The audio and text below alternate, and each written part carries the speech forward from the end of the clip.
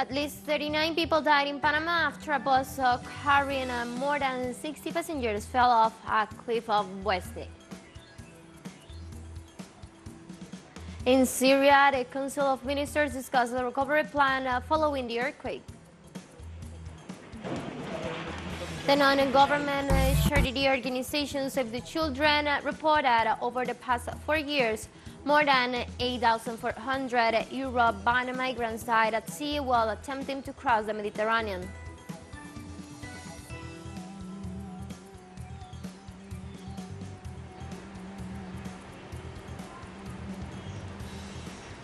Hello, welcome to From the South. I'm Ana Marrero from the teleSUR headquarters in Caracas, Venezuela.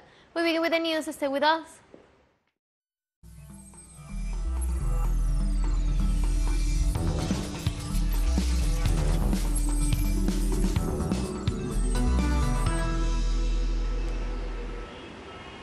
And at least 39 people died in Panama after a bus carrying more than 60 passengers fell off a cliff on Wednesday. An official from the country's migration authorities said a bus carrying people who had traveled through the Darien Gap was heading towards a shelter located in western coastal province of Chiriquí, which borders Costa Rica. Meanwhile, Panama's Deputy Director of Migrations, Maria Isabel Saravia, confirmed at the press that at least 39 of the passengers of the bus died in the incident without detailing the nationalities of the victims.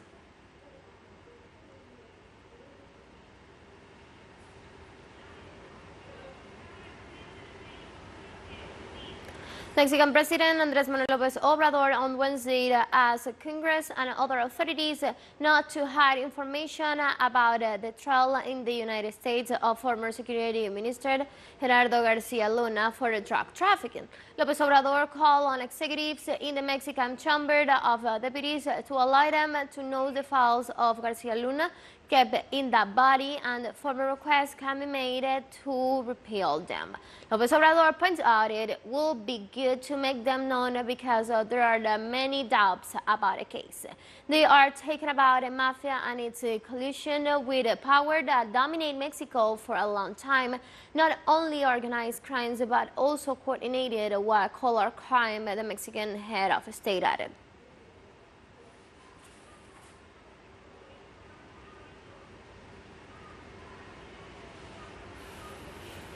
The government of Uruguay decreed on Wednesday a sanitary emergency in all its territory after the discovery of the first case of avian influenza in the country.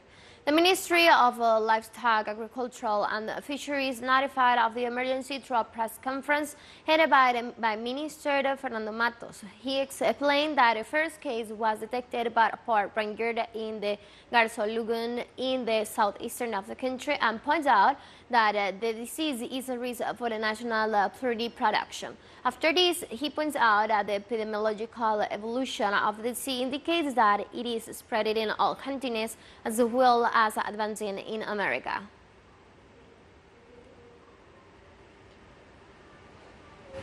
The Democratic Unitary Platform of the Venezuelan opposition announced this Wednesday that they will hold an election to choose their candidates to the presidential elections of 2024.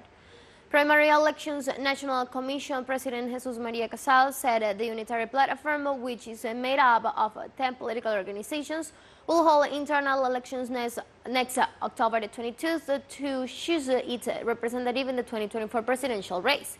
Casal said the recently appointed Technical Commission of the National Electoral Council will stand firm on demanding that voting centers are used for the primaries and that a specific date should be set aside for the voters' registration.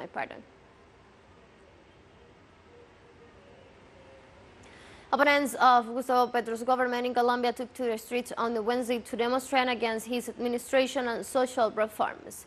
The demonstrators, which took place one day after Petro's supporters came out in many cities of Peru to bat his love reforms, are mainly concentrated in Bogotá.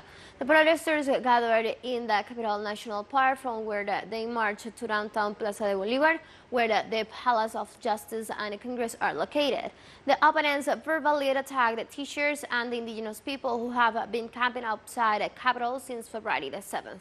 President Petro rejected these actions and accused the demonstrators of shouting "murderers" and the teachers of Cauca when the teachers are the ones being murdered. On Monday, Petro's government submitted the health care reform to Congress, but his administration also plans to promote changes to the pension and labor systems.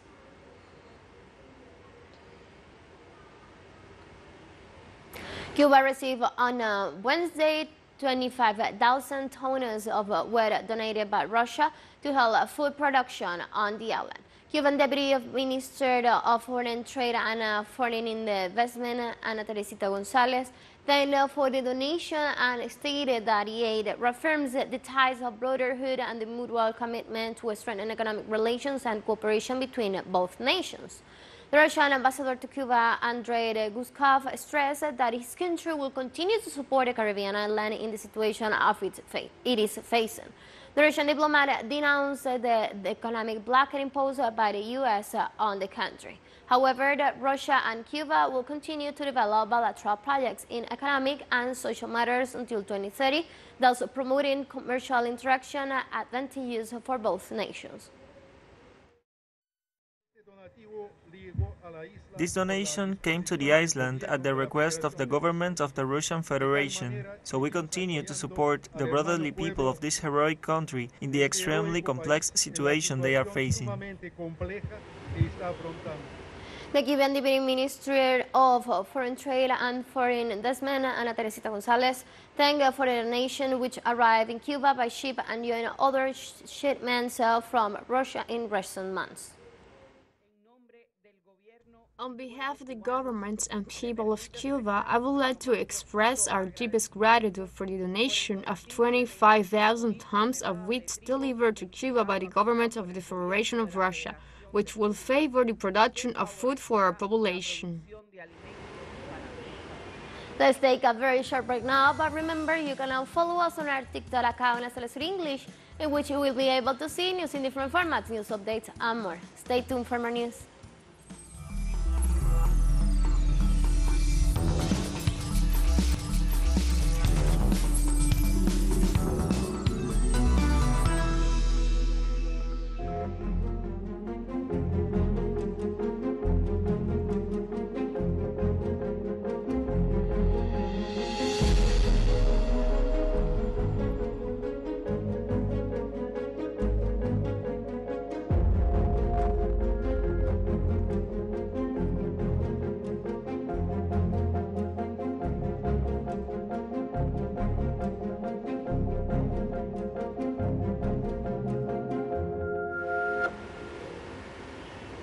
Welcome back to From the South. In Turkey and Syria, the death toll after last week's earthquake surpasses 41,000 as rescuers continue. Turkish authorities reported 35,418 people have been killed in the country. For its part, the Syrian government and the United Nations said more than 5,800 people died in Syria. Meanwhile, surprise rescues continued on the day 10 after the 7.8 and 7.6 earthquake hit both countries on February the 6th. On Wednesday, the 74-year-old woman was plucked alive from the rubble by the rescue teams in Kahraman Maras 227 hours after the first quake.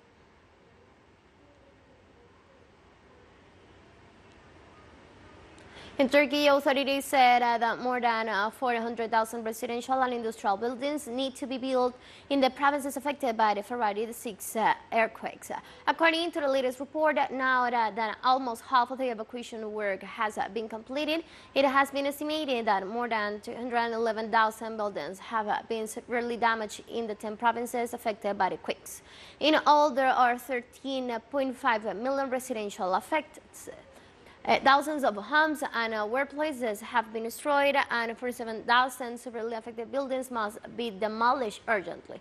Turkish Housing Development Administration has already stated that to work on housing project and plans to have up to 100,000 residential buildings ready by June.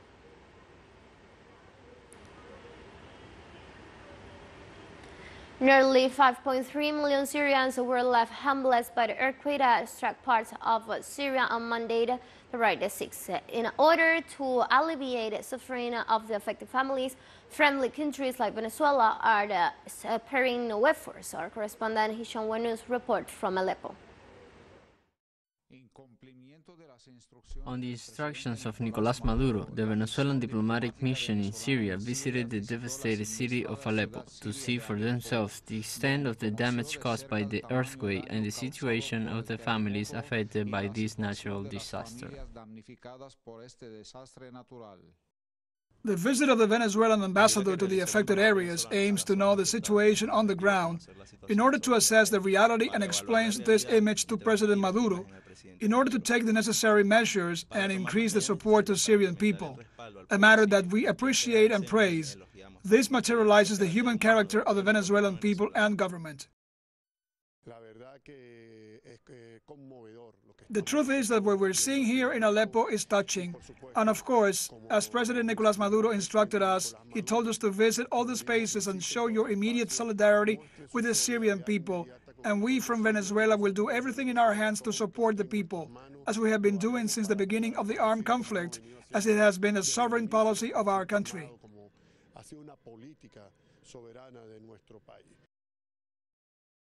The building where my family lived collapsed, killing my mother, my 3 brothers, and their wives and children, as well as the other buildings nearby. We are still waiting for the rubble to be cleared, which continues to endanger our lives. The South American country's aid did not take long to reach the victims in Aleppo. Many of the families left homeless received a shipment of humanitarian aid offered by the Venezuelan community in Syria on behalf of all Venezuelans.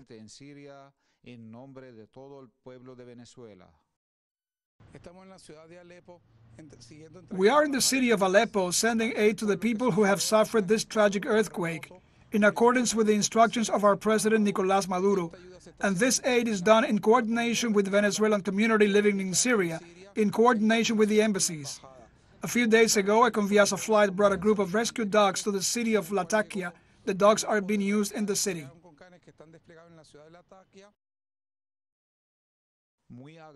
The people and government of Aleppo expressed their gratitude for the solidarity and support of the Venezuelan brothers. In their view, this aid was a tangible expression of the solid relations between the two friendly nations. At least 23 Arab and foreign countries, including Venezuela, have offered help to the Syrian people in order to help them cope with the aftermath of the earthquake that hit on Monday, 5 February. Damascus is calling on Western countries to follow suit and to stop politicizing the humanitarian case in Syria. Hisham Wanus, teleSUR, Aleppo, Syria. WHO Director General Tedros Adhanom Ghebreyesus said that the organization expects its financial needs in the response to the earthquake in Turkey and Syria to double by the end of this week. The World Health Organization has already launched an appeal for $43 million. On Saturday, we launched an appeal for $43 million to support our response in both countries. This amount is increasing by the day, and we expect WHO's financial needs for this emergency to double by the end of this week. We urge donors to be generous. On Monday, 2 more cross-border points were opened, allowing convoys from Turkey into the northwest of the Syrian Arab Republic. This supplements the aid we had in place before the earthquake struck, and which we distributed to health facilities that day.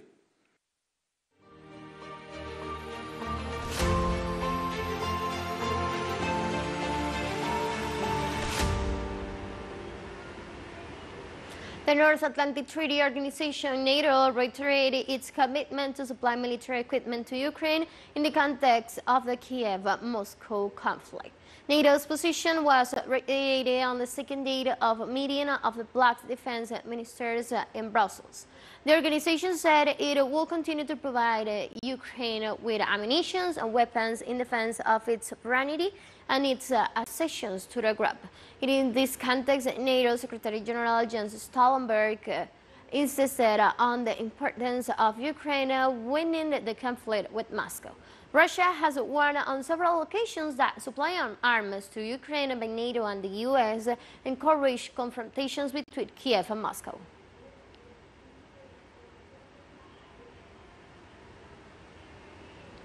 Russian Foreign Minister Sergei Lavrov declared that the update concept of Russia's foreign policy will be focused on ending Western dominances in the world. Before the Russian Duma, Lavrov added that Western attempts to isolate Russia have failed. The Russian official considered that the foreign policy course adopted by President Vladimir Putin to defend national interests and at the same time to be opened toward an equal international cooperation that proves its effectiveness. He points out that Russia is reviewing its obligations to international organizations that harm its interests. On the relations with China, he reported that Moscow and Beijing are working to strengthen the formation of a multipolar world.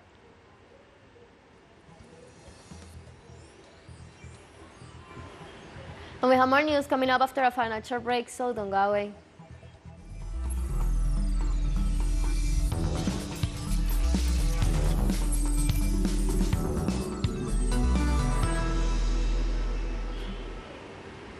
Welcome back. The non-government charity organization Save the Children reported on Tuesday that over the past 4 years, more than 8,400 Europe-bound migrants died at sea while attempting to cross the Mediterranean. The United Kingdom-based charity reported that the deaths were part of 500,000 people who had crossed or attempt to cross the Mediterranean to Europe since 2019. The fund said that deaths at European borders were partly due to the increasing trend of European governments to forcibly, legally, and often violently stop refugees from entering their territory and even abducing and expelling those who have arrived. The report mentioned pushbacks of migrants trying to reach Spain from Moscow, Greece from Turkey, and Italy from Libya and Tunisia. On Wednesday, the National Salvation Front, Tunisia's largest opposition coalition, denounced a series of arrests affecting mainly critics of President Kais Saied. On Monday night, police arrested a former justice minister and a radio director, 2 days later, a political activist.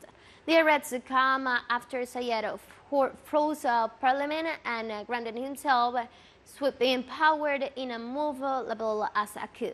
The United Nations expressed concern over what it's called intensifying repression against political opponents and civil society.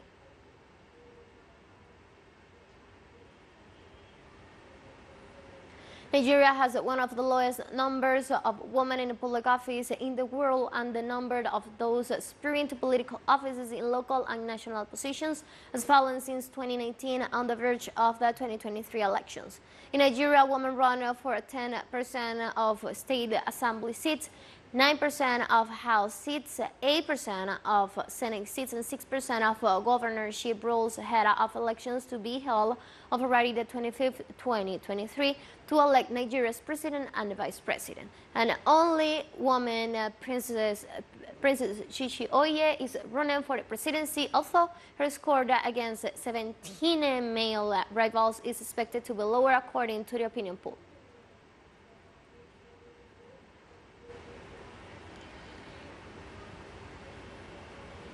In 2023, Nigeria's elections campaign lead Isekiri is a 28-year-old lawyer now running for House of Representatives in the Federal Capital Territory. She is taking her grassroots campaign in the local population to capture their votes ahead of the fast-approaching general elections. Because I have the mindset that once we are continuing to advocate for a right society, a lot of people will be encouraged, a lot of people will now see themselves to actually do the same thing. But if we continue to complain and sit on the fence, then we are actually multiplying the issues of society through that. So for me, the challenges has been in terms of finance. We also have the challenges of some women will actually see that, oh, why woman? Do you think you can run? But the thing is that even in as much as we continue to encourage them, that it's not about gender, it's about the ability to be able to serve and being able to think, because governance is about being able to think and relate with people. Then the other challenge is about some harassment, so we want to harass you when you come to the public space, but we've been able to use good words, diplomacy to be able to level all this.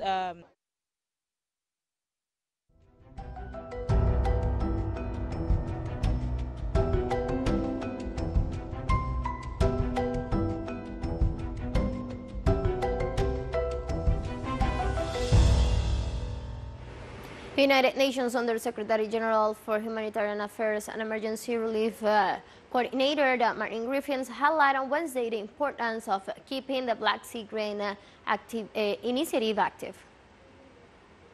Territory at the moment, but the fact is that I think this will be conclusive and persuasive.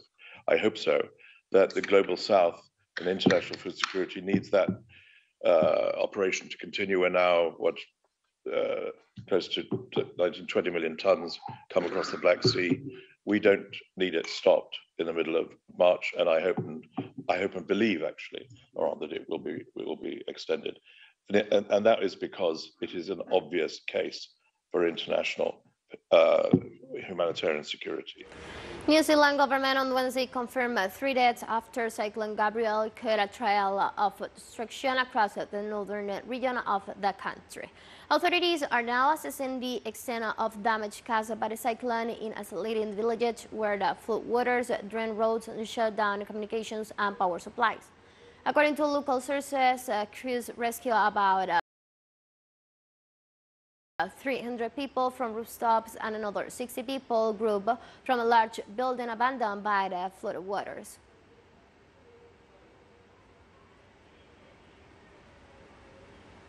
The Chilean government reported on Wednesday that the toll from the forest fires rose to 25. The Ministry of Interior added that it is estimated that more than 425,000 hectares have already been burned up by both heat waves and human intervention in fires in different parts of the country, covering the regions of Suble, Biobío, and La Araucanía. Chilean authorities also arrested 38 people, including 5 minors and 33 adults, from their alleged involvement in what happened. The minister also reported that 6,000 people were affected by the destruction of their homes. And we have come to the end of this brief, but you can find this and many other stories on our website at telesurenglish.net. You can also join us on our socials. We're on Facebook, Twitter, and on Instagram as well. For TeleSUR English, I'm from the South, I'm Ana Marrero, and thank you for watching.